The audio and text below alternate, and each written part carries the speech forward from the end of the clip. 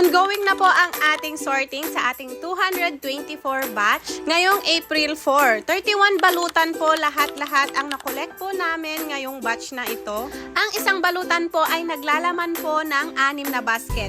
Bali 186 na basket po lahat-lahat. At mula po nung pandemic ay ngayon lang po ulit kami nakakolekt ng ganito karami. Ang pag-invoice po namin ay mamaya na po mag-i-start after sorting at hahatiin po namin ng 2 araw. Kaya hanggang Friday po ng madaling araw po kami mag-i-invoice. Ang shipping at La Union orders except KMC at OOTD ay hanggang madaling araw po kami mag-i-invoice ngayon. Kaya expect po na late na po yung pag-invoice natin sa iba. Dahil kung ano po yung pinopost po namin na date of delivery, yun po talaga yung sinusunod namin. Iniiwasan po namin na masira sa ating mga customer. Kung sakali man po meron po kayong concern o meron po kaming pagkakamali sa invoice, ay i-PM nyo lamang po kami dahil minsan po ay hindi po namin maiwasan na magkamali po kami sa dami po ng ini-invoice po namin at inaabot po kami ng madaling araw.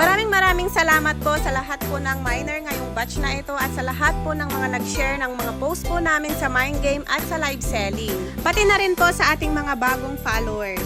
Sa lahat po ng mga naubusan, pasensya na po. Kita-kits po tayo next Mind Game dahil marami pa rin po kaming ilalabas na bagong prints. Yun lamang po. Bye!